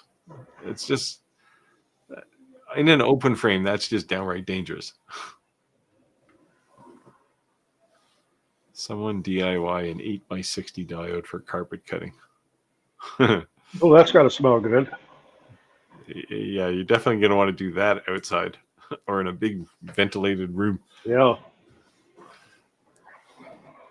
Yeah, it depends on how much text customers want. Yeah, I guess if you're doing a lot of text, the CNC is doable, but it's not all that efficient. Takes a long time. Yeah. It looks nice though, because you get the nice beveled edges on the text, right? I always find leather blanks ahead of time. You won't need to cut them. Now, some of the key fobs I do, custom ones, I use an oiled leather. So that puts out a pretty good odor. But like I say, I make sure it's vented outside. Yeah, and I think when people get a laser, the first thing they should do is cut some leather. Just so they know that they shouldn't work with leather. I don't even like the smell of acrylic. When I cut it with my CO2, I'm like, ugh. Yeah, you just bent it out. No, mine's vented outside. I don't smell that either. So yeah. Led Zepp says I use marking paper on diodes for glass. Yeah, you can do that. Like anything black on glass, a diode laser will at least mark it. You won't cut it, but you don't have circuit microchip. You don't have surface microchip issues. Yeah, well, I don't think you get the microchip problem with diode lasers anyway so much. But CO2s, they tend to go for the layer of glass below the surface, and then they take everything out in one chunk. And it's usually a paper-thin shard of glass. That's why I said if you ever engrave glass on a CO2, do not rub across it with your hand to see what it feels like. You will regret that for days. Yeah, until you can get some tweezers in there to get all the glass pieces out of your hand. Yeah. Yeah, the Anycubic Pro, Ace Pro, which I have one over here. I got the S1 Pro, but yeah, the heater runs while it's sprinting. In the dryer. Yeah. Huh. Yeah, I wonder why they disabled it in the Bamboo. It seems odd that they go to all the trouble to put this dryer in, and then you can't use it while you're actually printing. Well, I haven't seen how they've made that, but with the Anycubic, I still want to call it AMS, but the multi-spool holder thing with the dryer on it, we'll call it that. It, I guess it's called an ACE. It has a separate power supply. It's not, the power supply is not the same as a laser. The other thing I heard about the AMS was using cardboard spools doesn't work. No, it makes dust, and that just raises hell with everything inside the works. Yeah, like they've gone as far as to say it's going to void your warranty if you use them, right? Yeah, on the AMS, the spools turn back and forth rapidly, and the plastic ones don't wear down, but the cardboard ones will wear on the edges on the rollers, and it makes just a ton of dust. Huh. And there are rings you can 3D print to put over those cardboard spools, but since I just use Bamboo's filament for the most part, I don't worry about it. Yeah, Chris says when people ask me about a saw stop and the price, I ask them, can they afford not to get it? Yeah, that was my thinking. You don't have to get a big, table saw like this one, but you can get their contractor saw, which is a lot cheaper and smaller. Yeah, and still have the technology. That's the industrial one you have, right? Yeah, no, the 3 horsepower. Not but they have an industrial line. No, you have that's P series though. That's P series. Yeah, I just saw it, so it's P series, just like mine. Except mine has a router table and everything built onto the end of it, so it's even longer. Yeah, no, mine I got it only with the 36, whatever. I guess that's the same as mine. Yeah, I got the 36 too. Yep. One thing I did get was the industrial carriage, made for the industrial saw, where you just take your foot and pump it up, roll the saw around, and let it off, and boy, that thing's nice. Yeah, I saw that. I decided to go with this other one just because it still rolls okay, and it was cheaper. I just got the regular wheels. Yeah, me too. It works just fine on concrete.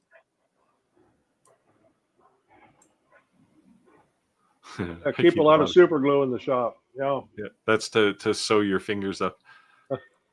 I stabbed my leg with a box cutter one day, and that was the first thing I reached for was pull the knife out and put some glue in there and the glue was fine. The accelerator was a little stingy, but it did stop the thing. Yeah, that's what I have on my closet right there. It's like that blue tape is like a cross. That's my first aid kit, and it has all the cauterizing gauze and the steri strips and everything. I should have got a stitch put in my leg, but the box cutter blade only went in about halfway, so it wasn't too bad. Well, when I was putting candy boards together, that was on Monday, nailing them together, I had a brad go wild on one of the corners, hit something in the wood and went out the side, right into my index finger right here. So that's got super glue on it. I trained it only went in about a 1/4 inch, but it still was not pleasant. I trained my kids to use the tourniquet on me, and they pretty much cried every time they had to tighten it. They're like, "Mom, I'm hurting." I'm like, "You have to do it tighter. You gotta go tighter." Yeah, I didn't figure I would make it to my first aid kit to get Band-Aids without putting blood everywhere. So the CA glue was my first line of defense, because it was standing right beside my CNC where I keep the glue. So who inspired you all to get into woodworking? I have kind of an interesting story. When I was a little kid, I'm talking like 5, 6 years old, it was an old, what they used to call service station, old service gas station. The old man that owned it was always sitting out front carving something. They're whittling. He called it whittling. So while he was out there whittling these little things, he made little boats and animals and stuff like that. That kind of got me into the playing with wood stuff. And then as years went on, you'd start getting the accumulating tools and skills, and that's how I got started with it. Mostly tools. Yeah. Skill sometimes never comes. That's my case. I never really thought about it as getting into woodworking. It was like, I need something. It happened to be, I happen to have a piece of wood, and that's what I used to make it. For me, it was my youngest daughter. She had this like beautiful solid wood desk that we had for 20 years in her room. And one day she came to me and said, Mom, I need to buy a new desk. And I said, what's wrong with your old desk? And she said, well, it's red and I don't like red. I want something that is light green. And I said, well, what if I paint it for you? She said, okay. I didn't know anything about painting. So I watched a few YouTube videos, and most of the videos about painting was people that they flip furniture. So they buy furniture from thrift store, fix it and sell it. So I watched those videos and I painted her desk and it ended up beautiful. But then watching those videos, I saw that a lot of people have to fix a drawer or a leg or something that is broken. So I was like, well, I wonder if I can learn how to do that. So I looked up around and I found a class right 15 minutes from my house. This lady, she's a French lady, and she was teaching women's woodworking with power tools. So I went online and I signed up for a class. The class was making a coffee table. So I went there, and it turns out it was the week before Thanksgiving. So everybody canceled, and it was just me in the class. So it was just me and her for 4 hours. We built a coffee table out of construction lumber, 2x4 pine. 4 hours later, I left with a coffee table from her shop. But in that time, it was like pretty much a one-on-one. She showed me the whole shop. I was asking questions about all her tools. And I think was the most amazing thing for me. I came home and I could not stop talking about my woodworking class that I took. And then for Christmas, my husband bought me a chop saw and the DeWalt table saw. And then I had to learn how to use it. And then I ended up buying more tools and just started making things. I learned everything I know from YouTube. Never took another class after that. Oh. YouTube is the great teacher, right? Yeah, I did took some classes at my local Rockler store just to make jigs. Every time I had questions about jigs and how to make one, I went there and took a private class. And they basically made it for me. That's a good skill to have, though. Jack says there is a fiber gantry machine. I've never really noticed one. Yeah, Xtool is working on one. Yeah. They announced the F2 Ultra UV at IFA last week. I was talking to them about it yesterday, and I did pry one tidbit of information out of them, which is, so they won't tell me the power of it. They won't tell me really any of the specs, but they said it's going to be cheaper than most people expect. Accessible was the word they used. It's going to be accessible. So we'll see. I hope to find out more soon.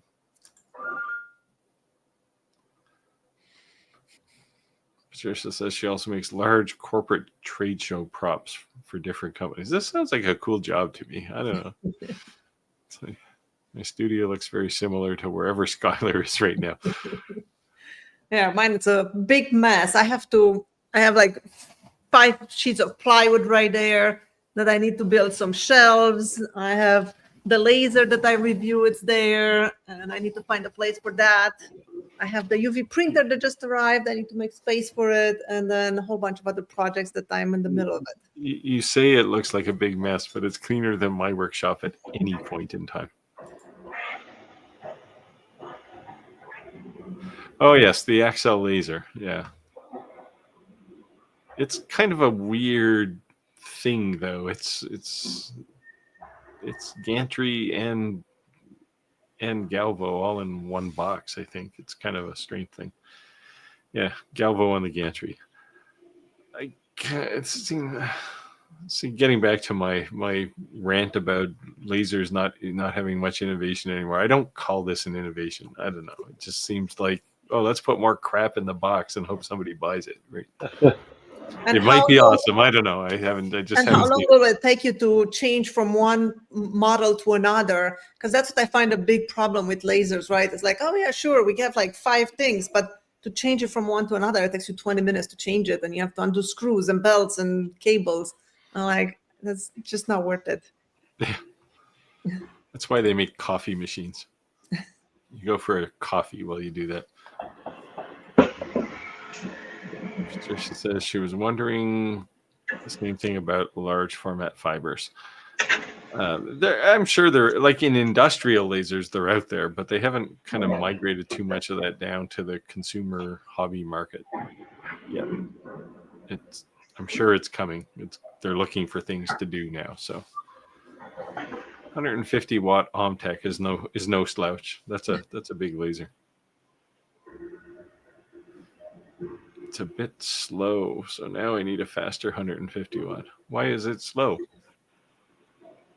150 watt should not be slow on just about anything. No.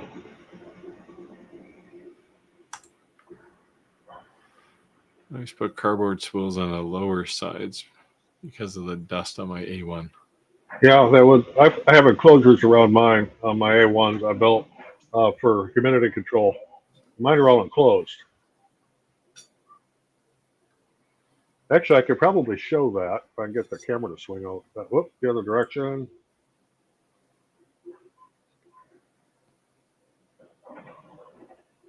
And up a little bit. So see, there's an enclosure on my on the AMS for my A1s. Is the A1 quite a bit slower just because it's a bed slinger? Yeah, it's slower, but it works. I mean, it does everything I need it to do. Yeah, Clayton's not on tonight. I don't think, but he seems to love his. Sounds like he's ready to buy another one. Yeah. I've got two A1s sitting over there. Gary says he's got an RF CO2 laser. When I do glass, yeah. So this is, if you want to do glass with CO2, the RF is the way to go. They have a much smaller beam too, which is nice. A little bit more, yeah. Cutting on glass is a little bit more refined with an RF. It doesn't get a lot of fracturing. Yeah, well, this is the like Epilogue and Trotec. They all use RF modules. There was another one, I think was called The One or something. The One? The One? I'm not sure. Something like that. I had RF. I know they contact me and they wanted me to review it, but they said they wanted me to sign a year-long contract that I post a video every 2 weeks. I'm like, no. Yeah, and only say nice things. Yeah, I was like, that's why I generally don't do contracts. Yeah, me neither. Never sign anything. I want to have some freedom. Okay, this one here, TJ said, sorry I'm late. Got my X1C on Thursday. I've been running it almost 20 hours a day. Things fun. Can you use bamboo filament settings for non-bamboo filament? Yes, at least for Sunlu brand and Tech Bear. Those are the only other two brands of filament I use besides bamboo. And I can use the bamboo settings. I'm talking about PLA here, not PETG or TPU. With PLA, yeah, the bamboo settings are just fine.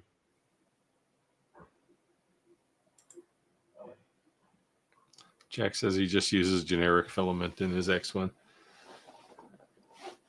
Amazon special. They got lots of Amazon filament down there.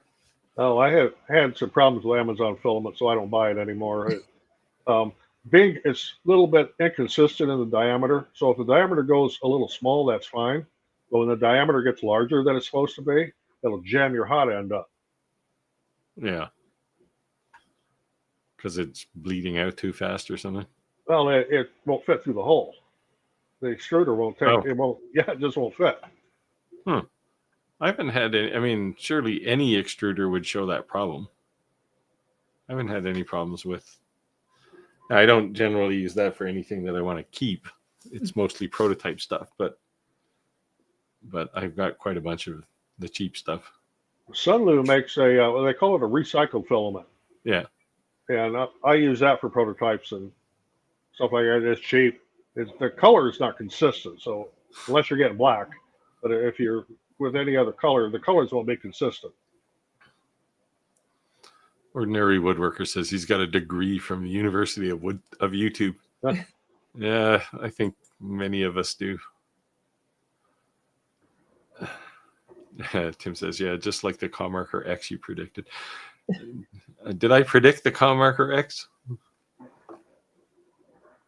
I predicted maybe something similar.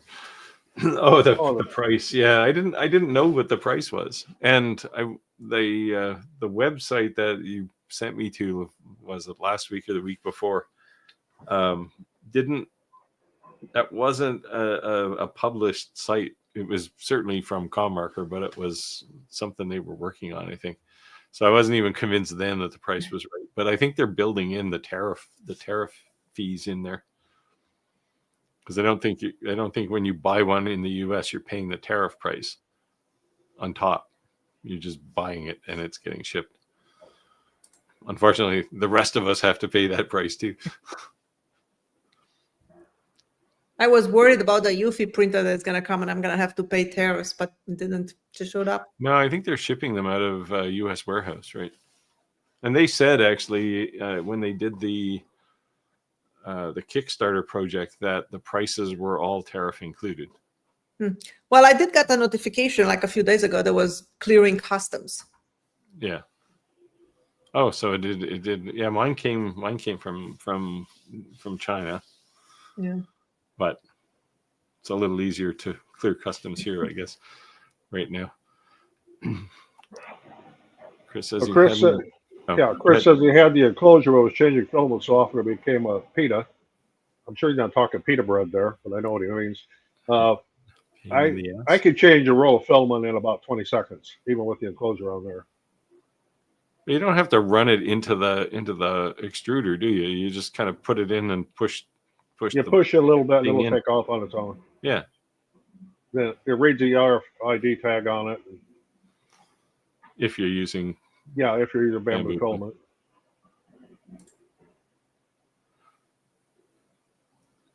No changing the Excel laser.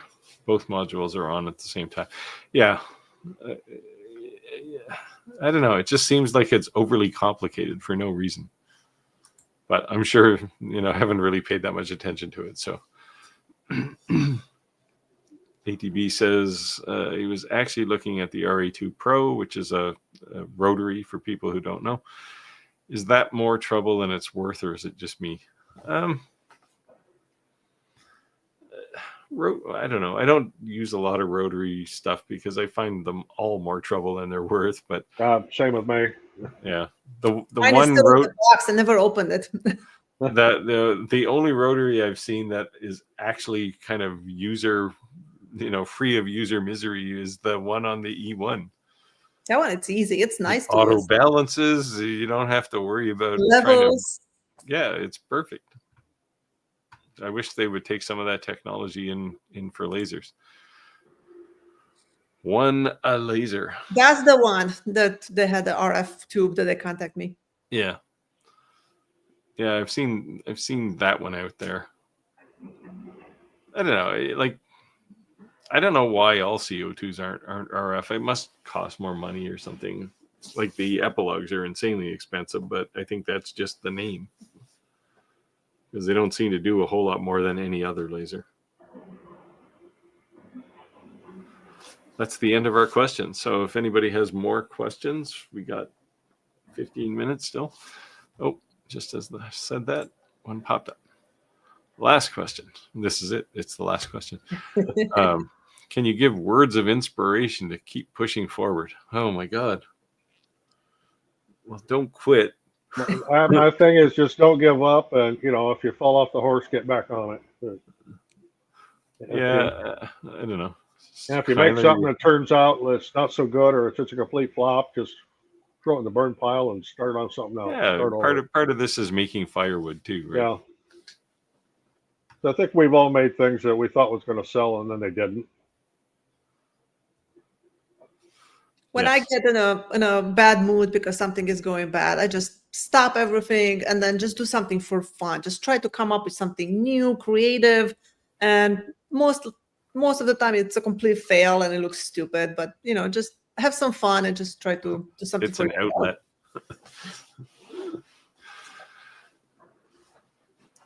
Yeah, I don't know. It's one of these things. Sometimes you just have to put everything down and go for a walk. Yep. Right? Go to the beach. But you get back on it. Now I'll be going to the beach here in Mexico come November. We got a 3-week trip planned.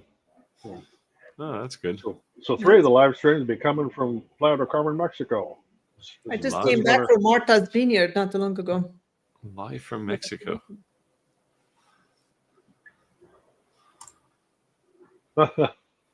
Chris says he told somebody the other day he's a professional firewood maker. Truer words have never been spoken. Yeah. I've made my share. Oh, from Dennis in West Virginia. West Virginia. I think this is the first person we've had from West Virginia.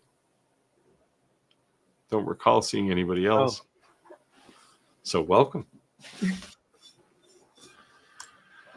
Well, what's up this week? Well, what's left of this week, I guess, between now and the next live stream.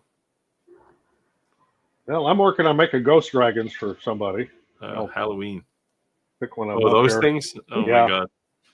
Do people actually want to buy those things? Oh, this was one of the big things. The craft show was at 2 weeks ago. This lady she had all kinds of them out on a table and just selling the dickens out of them.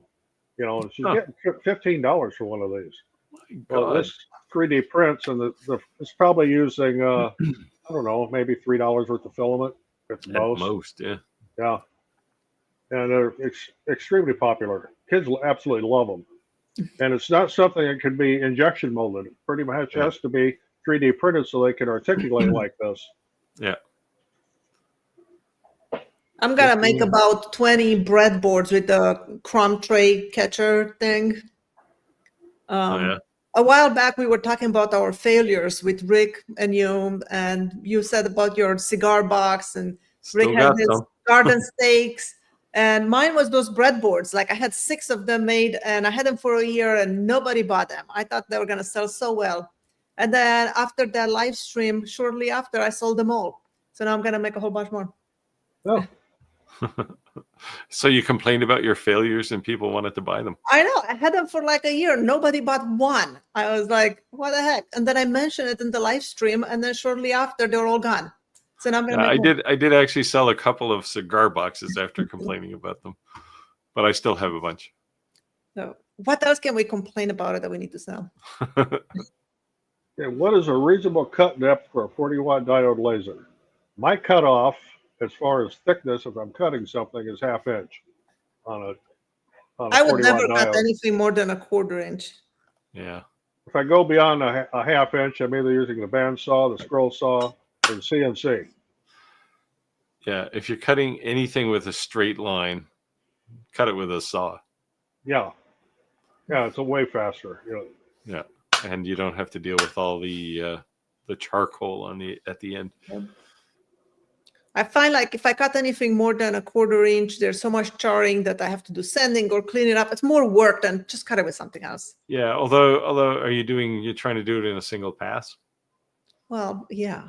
Because you can do lower power and multiple passes. Yeah, I know. But I don't do it. I don't cut anything more than a 1/4 inch.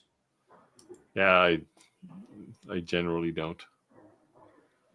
When I made the clock, that was all 1/4 inch. Well, almost all of it was 1/4 inch plywood, and I cut all of that on the P2S.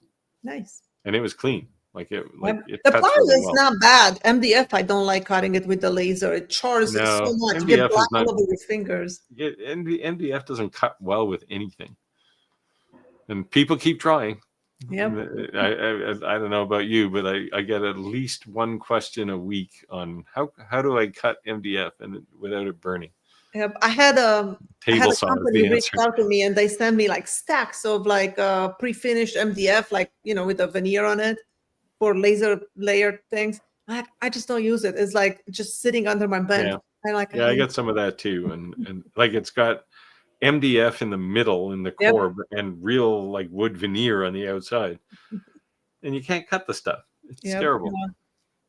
Here they call that MDO, medium density overlay. The only good thing about that is that it doesn't work. Where plywood, the moment you take that plastic cover off, it just starts popping. Yeah, you have to cut it. ATV says they emailed me before the stream. Oh, well, I'll see it in the morning. I'm not where I can see email tonight. I'll see it in the morning.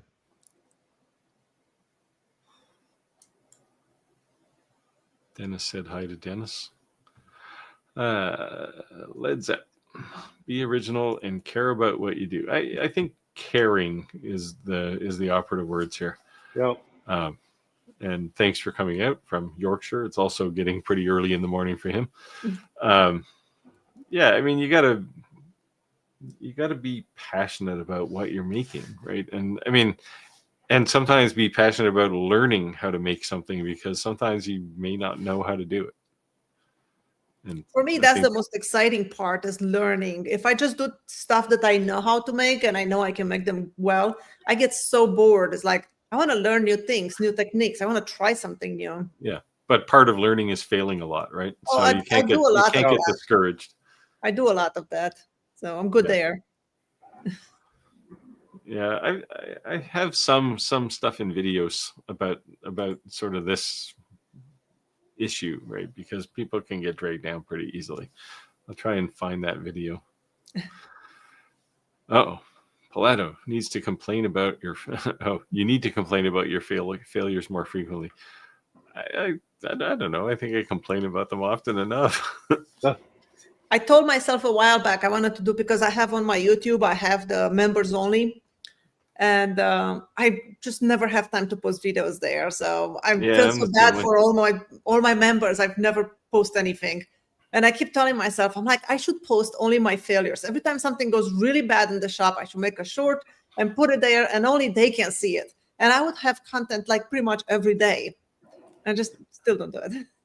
But I would like to. I get the same problem. It's just hard to. It's just one. It's like a whole nother channel, right? So, it's hard to do. Yeah, I mean, anytime I have a complete disaster, generally I will look at it and go, okay, what did I learn from this, right? Like how can I make this not happen again? You just don't take it too seriously. Bad things happen, and you just move on. I had a big fail just this afternoon. I was gluing that tulip cross, and I made a few of those crosses so far, and I usually use wood glue to stick the pieces together before I glue it to a backer board. And today I was like, I'll try something new, because I got this 15-minute epoxy that I've never used before. So I'm like, this would be a great opportunity to try that epoxy. And I mixed it all up, and it was so thick. I was like, I should probably heat it up to thin it. So I went and heated it up, and then I mixed it again, and it was all liquidy and stuff. And I started gluing, and then it cured so fast, and my pieces were not where they needed to be. So I had all these gaps. So I basically had to like hammer it out and like rip it apart and glue it back and sand it. I was like, why did I try this while I was filming the video? Yeah, heating is not the recipe for making epoxy soft. Or fiberglass resin. Yeah, it's all the same stuff, right? It just makes it cure faster. You turn your 15-minute epoxy into 1 minute epoxy. Yeah, I glued a few pieces, and then they were like, I tried to shift them. I was like, they're stuck. Tried to break them apart. They were not breaking apart. I was like, oh no. So TJ said, found out today, do not touch your print. Probably means while it's still printing, because it popped right off the build plate. Well, I use PEI plates, so I never have that problem. In fact, I usually have to wait till for several minutes after the print's done before I can even get it off the plate. In fact, I just pulled, whoops. I just pulled these off the printer here a few minutes ago, but I had to wait till the build plate cooled off. Is it PET G? These here are PLA. No, PLA usually comes off pretty easy. PET G, you have to wait till it cools down. Usually. Yeah, definitely with PET G, you definitely do. 10 minutes. Turn 10. Yeah, I learned about brim settings too. Yeah. Yeah, it's sometimes. Yeah, when you're doing small parts. You want to have a brim. Yeah. First depth first depends on material. Yeah. Yeah, I'm with Chris on this. MDF cuts just fine on a CNC. Yeah, it actually cuts a hell of a lot of dust. It makes a ton of dust, but the result always looks really nice when you do MDF.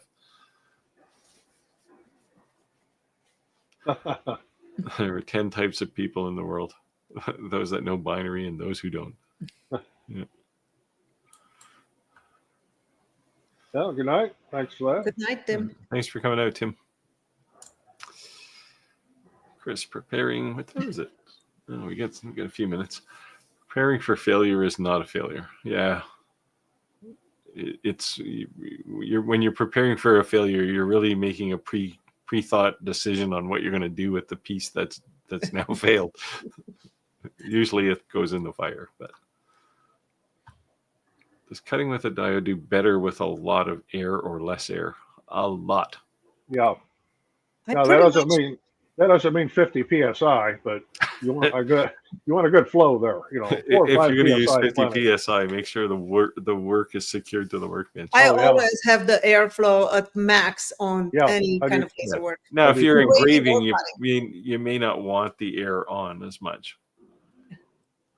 Because engraving, I'll turn the air down. Just mainly to keep the lens clean. Yeah, it's just to keep a little positive pressure on the inside of the where the lens is.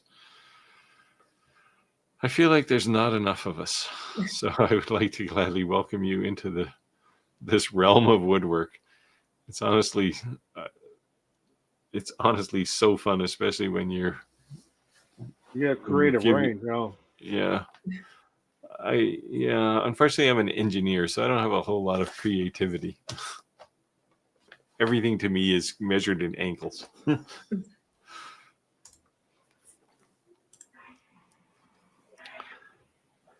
Yeah, if you prepare for failure, you will never be disappointed either way. Yeah, you just got to adapt to Murphy's laws. The one that says if absolutely nothing can go wrong, it will. Yeah. If it ain't fixed, don't break it. It's.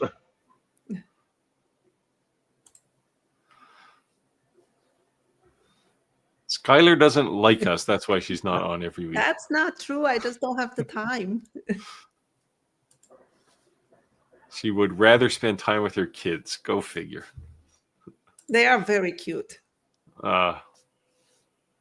Still. Eventually they'll grow up and not phone you. Right. That's what my kids do. They never phone me. Yeah, well, they got to the age now where they text me from their bedrooms. Mom, can you bring me some, they call it crispy water when they want icy water. Can you bring me some crispy water? I'm like, you are right there. Why don't you just come talk to me? You're 10 feet from the kitchen.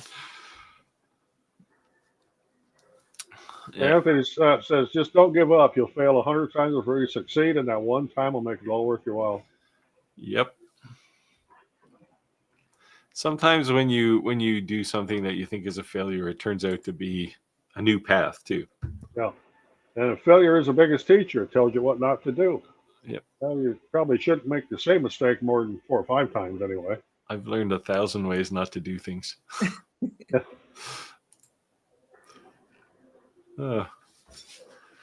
So that's it. We got 3 minutes. Anything you want to say to wind down? Thanks for coming out, Skylar. It was good to my have pleasure. I'm glad having you back on. Yes, it You're was always welcome. Any parting words? Not really. No. Keep making cool things. And I don't have any wisdom to share. Oh, I don't have any wisdom. So, Roger. No, nothing really other than I got lots of candy boards to deal with yet. So. You're back to your candy boards. I'm back to my trophy plaque tomorrow. Nice. I'll be making shelves tomorrow. There. See, more endorsement for Skylar. Yeah. Chris says he's made mistakes in the past. Now I need to recreate it, and I can't remember what I did. I did an engraving thing that was a mistake when I did it, but it's such an interesting thing. I want to find a technique on how to make it work, and I can't reproduce it. But I'm going to continue. If I ever figure it out, I'll show people how to do a really cool design on metal coins. Night, guys. Night, Skylar. Good night. Thank you all for showing up, and I guess we'll hopefully see you next week. Enjoy the week. Probably see not you next week. Bye. Thanks all. Bye. Thanks, Skylar.